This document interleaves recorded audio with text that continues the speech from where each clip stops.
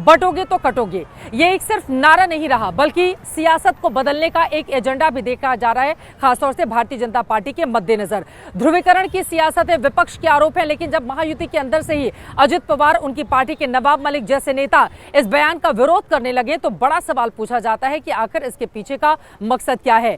ये मिलीजुली सरकार है जो इस बात का विरोध कर रही है और कुछ जगहों पर कॉम्प्रोमाइज कर रही है, या फिर वास्तव में बटोगे तो कटोगे पर दो फाड़ इस वक्त महायुति गठबंधन में हो चुका है। लेकिन देवेंद्र फडणवीस ने आज किस तरह से अजित पवार को नसीहत दी, राष्ट्रवाद का पाठ पढ़ाया, हिंदुत्व का ज्ञान दिया और ये कहा कि अब तक तो ये उधर वाले गुट में थे, इसीलिए इनको हिंदुत्व की समझ नहीं है।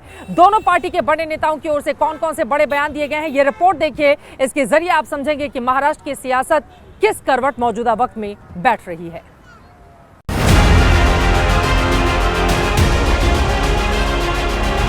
कटेंगे तो कटेंगे, कटेंगे तो कटेंगे, कटेंगे तो कटेंगे, एक रहेंगे तो नेक रहेंगे, बटेंगे तो।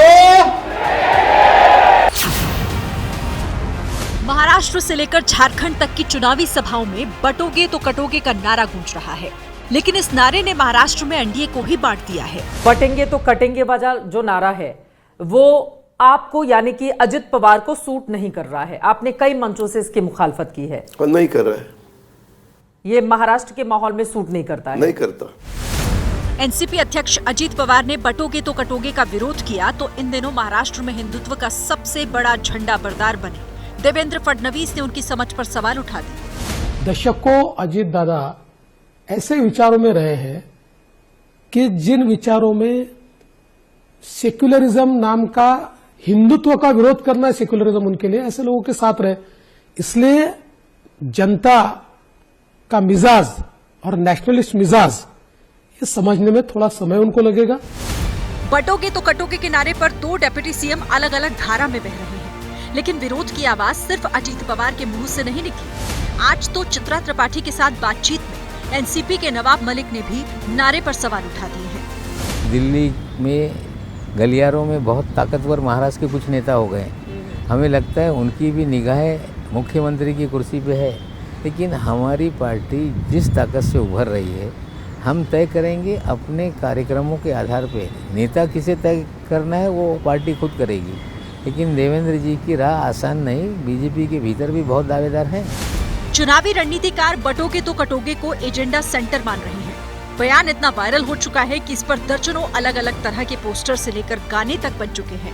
इतनी बात समझ लेंगे भाई, बट जाएंगे तो कट जाएंगे, कट जाएंगे। कल रात को जब मुंबई में पीएम मोदी की रैली हो रही थी, तब दर्जनों बीजेपी समर्थक युवा बटोगे तो कटोगे लिखे हुए टी शर्ट पहनकर सभा में पहुंच गए। बहुत सारे लोग टी शर्ट पहन कर आए हैं जिसमें लिखा हुआ है बटोगे तो कटोगे। तो देखिए कि बहुत सारे जो नौजवान हैं उनकी जो टी शर्ट है उस पे हम देख रहे हैं बटोगे तो कटोगे जो है उनको टी शर्ट पहनेगी। बटोगे तो कटोगे का सियासी साइड इफेक्ट ये है कि चुनाव में विपक्ष ने अपना टारगेट मोदी से योगी की तरफ शिफ्ट कर दिया है। बटेंगे तो कटेंगे, ये साधु का काम है, नाथ पंथ का काम है। अरे ये काम कोई टेररिस्ट बोल सकता है, आप नहीं बोल सकते। लेकिन अब बीजेपी की सहयोगी एनसीपी ही खुलकर इस नारे पर नाराजगी जाहिर कर रही है। वैसे अजित पवार की बहन सुप्रिया सुले अजित पवार के विरोध को ढोंग बता रही हैं। तकलीफ होती तो उस दिन प्राइम मिनिस्टर जी के साथ जो अपने फोटो देखी, उनकी बॉडी लैंग्वेज तो देखिए, बड़े खुश लग रहे थे एक दूसरे के साथ। पावर में आपको बैठना है तो देवेंद्र फडणवीस अच्छे एक स्टेटमेंट करेंगे तो आप बाहर रहेंगे, फिर आपका सिलेक्टिवली रिश्ता बनता है तो उसमें स्वार्थ हो गया, फिर इसमें सेवा कर बिल्कुल ही नहीं है ना, दे स्टैंड एक्सपोज्ड। असल में अजित पवार के विरोध की वजह यह है कि उनकी छवि सेक्युलर नेता की है। उन्होंने 5 मुसलमानों को अपनी पार्टी से उम्मीदवार बनाया है। हो सकता है कि इस वजह से वो खुलकर इस नारे का विरोध कर रहे हैं। वैसे अजित पवार के विरोध में बड़ी खबर यह है कि देवेंद्र फडणवीस ने पहली बार खुलकर योगी के नारे का समर्थन किया है और इसी वजह से महाराष्ट्र की सियासत में देवेंद्र फडणवीस खुद को हिंदुत्ववादी नेता स्थापित करने में जुटे हैं। इसीलिए बार बार वो अपने भाषण में वोट जिहाद और धर्म युद्ध की बात कहते हैं। अरे अण्णा, आता आपली ताकद दाखवून द्या। हे जर वोट जिहाद करणार असतील तर आता वोटांचं धर्मयुद्ध करण्याची वेळ असल में महाराष्ट्र की सियासत में हिंदुत्ववादी छवि का कोई नेता बचा नहीं है। कांग्रेस से गठबंधन करके उद्धव सेक्युलर बन चुके हैं। राज ठाकरे में वो ठसक नहीं रही। एकनाथ शिंदे की छवि भी मॉडर्न सेक्युलर वाली बन गई है। ऐसे में देवेंद्र फडणवीस उस खाली जगह को भरने की तैयारी कर रहे हैं। इसीलिए उन्होंने खुलकर बटोगे तो कटोगे का साथ दिया है। इसी साल 26 अगस्त को उत्तर प्रदेश के मुख्यमंत्री योगी आदित्यनाथ की ओर से आगरा की एक रैली में बटोगे तो कटोगे का बयान दिया गया।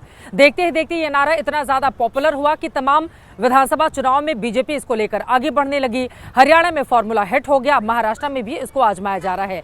बीजेपी को ये नारा इतना सूट क्यों कर रहा है, उसके बारे में जल्दी से देते हैं आपको जानकारी। कुछ आंकड़े आपके सामने और कुछ जानकारी देते हैं। लोकसभा चुनाव में भारतीय जनता पार्टी बहुमत से दूर रह गई थी। माना गया कि विपक्ष ने जाति का जो कार्ड चला था वही काम कर गया। बीजेपी के खिलाफ जातियों की गोलबंदी हो गई। आरक्षण और संविधान का जो कार्ड विपक्ष ने खेला उससे बीजेपी को अच्छा खासा नुकसान हुआ। उत्तर प्रदेश, महाराष्ट्र और राजस्थान में भारतीय जनता पार्टी को लोकसभा में विपक्ष के मुकाबले कम सीटें मिली। जाति का कार्ड भारी पड़ा। यूपी में पटेल, महाराष्ट्र में कुनबी, राजस्थान में जाट बीजेपी से दूर हो गए। विपक्ष की इसी जाति वाले कार्ड को दूर करने के लिए, उसको काटने के लिए बटोगे तो कटोगे वाला बयान दिया जा रहा है। और बीजेपी नेताओं की लगातार ये कोशिश है कि हिंदुत्व के सहारे अपने एजेंडे को आगे बढ़ाया जाए, क्योंकि जातियां जब भी काम कर जाती हैं चुनाव में तो भारतीय जनता पार्टी को होता है अच्छा खासा नुकसान। इसी वजह से इस तरह के नारे दिए जा रहे हैं। एक रहोगे, सेफ रहोगे, बटोगे तो कटोगे। जैसे ही घड़ी का काटा दोपहर 2:30 पे आए, बबीता जी का दिल सास बहू साजिश के लिए मचल जाए। और ये है इनकी बहू, पूरे दिन ऑफिस की टेंशन हो जाए गॉन जब ये करें अपना फेवरेट शो फ्री टाइम पे ऑन। इनकी तरह आप भी देखें अपना फेवरेट शो अपने टाइम पर और डाउनलोड कीजिए ABP लाइव ऐप अपने स्मार्ट टीवी पर।